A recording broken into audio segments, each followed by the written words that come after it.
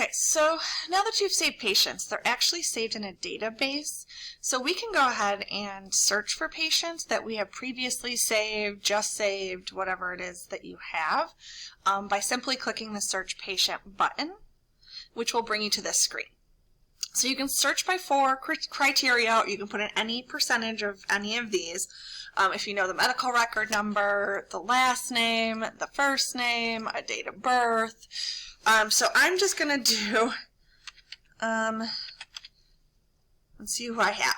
Now nothing is going to pop up yet. If you sort of click into another box, you will see everything that has those letters, right? If you just wanted to do like the letter B for the last name, you're going to start to see all of that, right? Everything that's been saved. So it will filter by these things. So if you just want to do like last name with the first initial, you can do that, but again, remember to kind of click out of the box a little bit so that it can filter.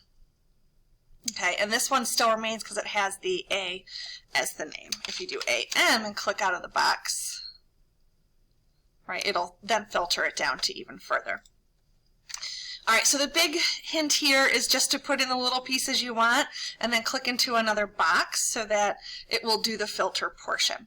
All right, once you see the patient you want, you're going to select it. It should highlight, and there's a button over here that says Open Patient. You're going to simply click that, and you can always return home at any point by just clicking the Return Home button if you want to get out of the search and you're not looking for the patient.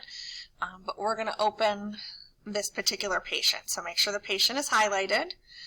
You should click over the medical record number and not just any portion. Okay, so some of the things you see here are all of the information that I had saved for this patient previously. Let's say you want to change something about this, and I want to add, right, a couple of little tidbits here. All right, so you can do any changes you want. Click Update the Patient. Do you want to save the patient changes, yes or no?